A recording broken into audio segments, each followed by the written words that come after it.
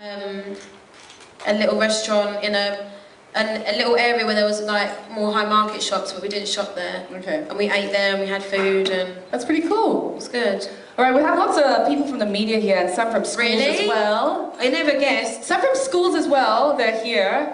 They want a piece of you. Everybody wants a piece of you. All you gotta do is just raise up your hands and we'll just throw questions to the floor. Anyone? Come on, you've not come all this way. Someone must have a question. Yes? Wait, you first. Yes, you? Hi, I'm Odette from ChineseAsia.com. Hello. So I'd like to ask, are there any singers or anybody that you'd like to collaborate with? And who would you like to write a song for? Oh, there's so many people. I think once you kind of get a taste for working with other artists that have a kind of the same amount of dedication and passion as you, and when you get to hang out with them as well, like from the UK, there's Adele that I'm definitely going to work with. Ed Sheeran, we've already got time put in the studio, can't wait. Tiny Temper, I'm definitely going to work with. Ellie Goulding, I think she's amazing. We're very, very good friends. There's loads of people. Beyonce, Prince, Aretha Franklin, to name a few. Who would I like to write a song for? I think to have Beyonce sing one of my songs would probably be a massive dream, and it's not one that I'm thinking is untouchable. You've got to dream big. So one day, maybe, it might happen, you never know. Of course. Any other questions? Yes. Yeah. Hi, Jessie J. Hello. Dr. D from Power. I like your t-shirt. Oh, thank you. Those are the cute. Anyway, I know that you give away clothes to the homeless in London, and I was just wondering whether there's any chance you're maybe giving away any clothes today. Oh, like I want your t-shirt and you can have my t-shirt. Yeah. I do loads of stuff for charity, and I'm not going to probably, I don't know, give any clothes away because I need them all right now. Otherwise I'd be sitting here naked, which probably wouldn't go down so well in the press here. But I am shaving my head this year for charity and I'm selling my hair. So I'm going to be bald probably next time I'm here in Asia. Wow, this is for an auction. Yeah, I'm announcing next week the charity that I'm going to be doing it for.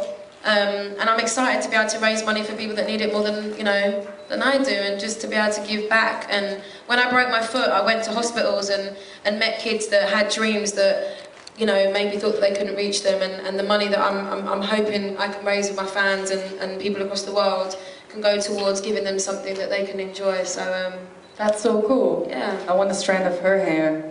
You don't, it's really, it used to be It nice. looks shiny and nice. My hair used to be nice, but I actually met a hairdresser recently and he said to me, "You've got successful hair." Yeah. I was like, "What does that mean?" He meant, "It's ruined." And that's why you're selling it. Because every day I have to do something with it and I can't. And That's not a good selling point though. You're gonna sell it. You're gonna say it's nice. No, I'm sure people will buy it, but I hope anyway, but it's not as nice as it used to be. Any other questions? Yes. Hi, Hi. Shah from CineMSN. Just Hello. wanted to ask you, you've not done a North American tour yet. Why come to Asia first? Because I was asked to.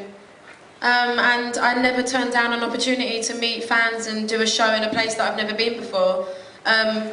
America is something that I think is a place that you have to really be at like 100% for months on end to be able to break. It's a huge place. And I'm probably going to be going there probably this year or next year to kind of really hopefully master being there and hopefully be on the floor at the Grammys and, you know, all of that good stuff. But you know what, I'm just somebody that goes with the flow. A lot of the time my tours are decided by my management and my label, you know. It's a lot of things that go behind it. I can't phone up and go, "I'm going to go to America today." It's kind of, you know, not how it always works. But there's only one of me, and I guarantee that I'll be in every country at some point. But I'm excited. I'm glad there's places that I've not been yet, you know. It feels like there's something to do then, you know.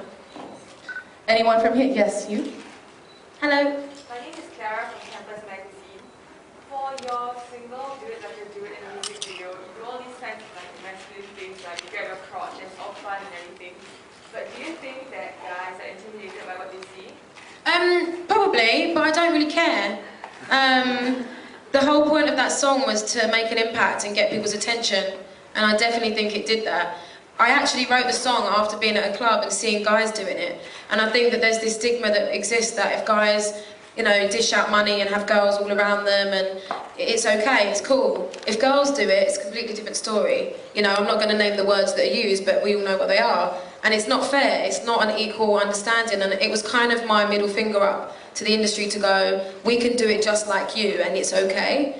And it was almost a bit of a parody, you know, like guys that walk with their trousers like down by their thighs. Oh my God. It's really funny when they run for the bus, they're like, you know.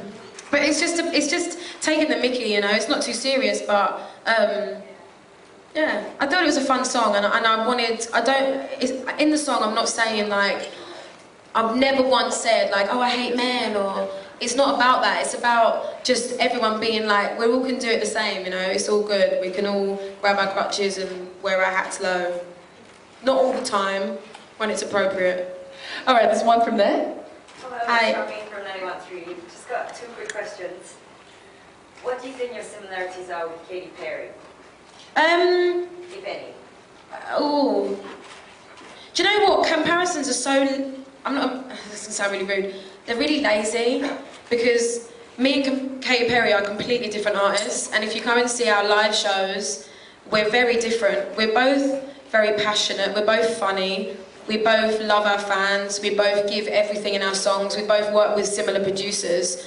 But me and Katy Perry hung out in LA last week, and you know, I played her some of my music and she played me some of her new stuff, and it's completely different. So I think if you live your life comparing yourself to other artists that exist, you kind of start to become, you know, someone that you don't want to be. So I kind of just focus on what I'm doing, and just hope that that's enough for, you know, for people to like it. Part 2, if I gave you $1 million right now, what would you do with it? I would put it towards the charity that I'm shaving my head for. Thank you. Fantastic. Do we have time for some more? All right, yes. Hi, I'm Austin. Is it me? I'm Austin from Scratch. I just want to know what is the new song coming up for your new album, and how do you intend, as every new artist who come out their first album, break their sophomore joints? Yeah, album 1 is so different from album 2, because you spend the whole time writing album 1 wanting to get people's attention, and no one really wants to listen to you. And then album 2, people want to know what it sounds like before you've even written it. It's a completely different, it's like flip, reverse it. Isn't that in a song? I want to flip, reverse it. No, she's texting. Not listening. Sorry. So, yeah, but album 2, it's in its early stages. I definitely want it to have a similarity in the sense that I don't want to become one sound. You know, Do It Like a Dude and Who You Are, not 2 songs that you'd probably ever imagine to be on the same album. And that's something that I was proud of being able to do and people accepting me for, so that's something I'm definitely going to carry on. But the production's going to be a lot heavier. But I don't really know, you know, I haven't had much studio time, so... Any chance you would do something Euro dance track? Oh, never say never. That's a Justin Bieber song. I'm just promoting other artists on the slide.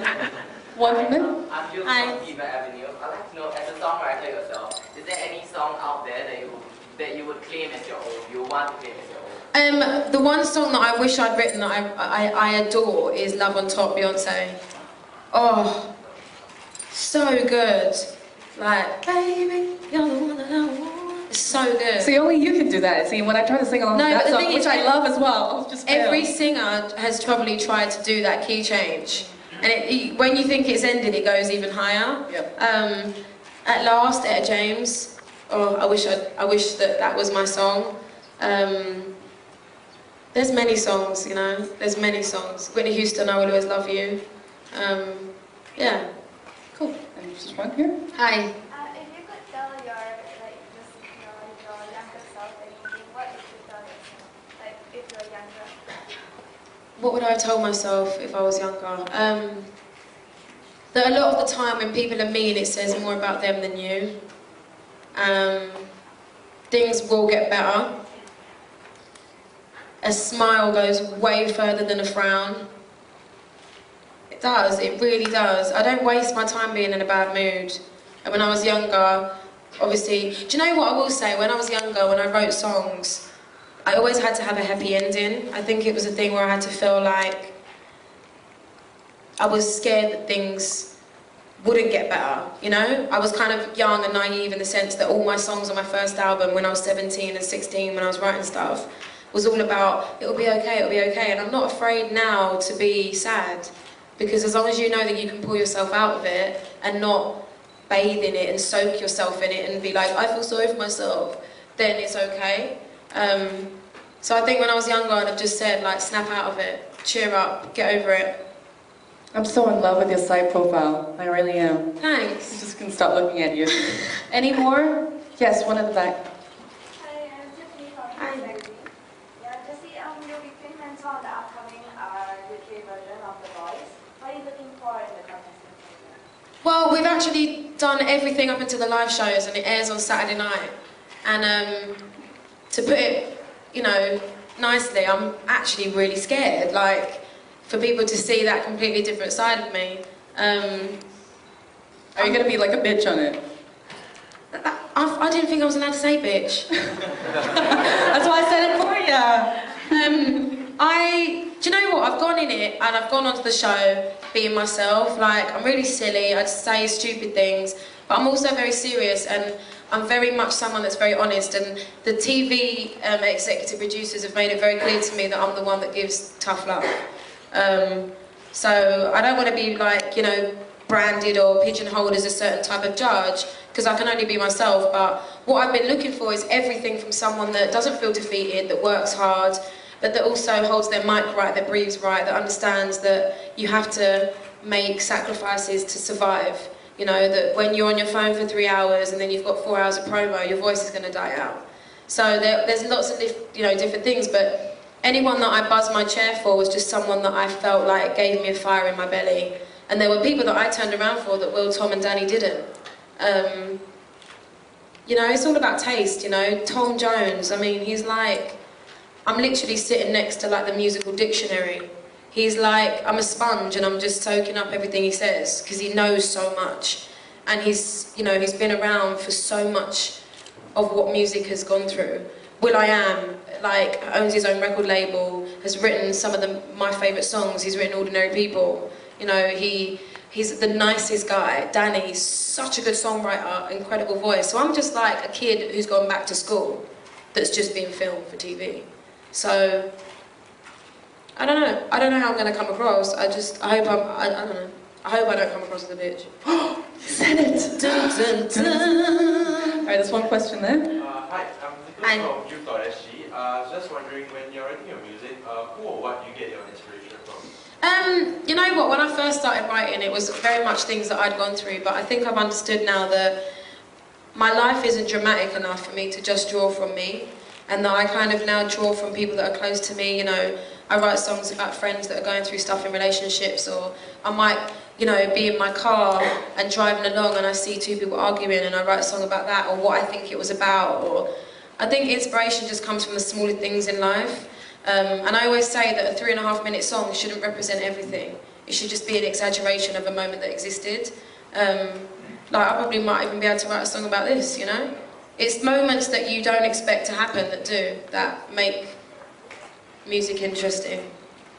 Thank you, that was really awesome. We're going to leave you now to prepare for your concert. Is there anything we can look forward to expecting besides Well, it's the awesomeness? last show, so I'm hoping that there's going to be some pranks, because that's the rule on tour, that there's pranks on the last night. So at some point, if, like, I don't know, I get custard pied or something in the middle of price tag, then I don't think that things can't happen. Okay. My band, I'm going to make sure that they prank me tonight. That's awesome.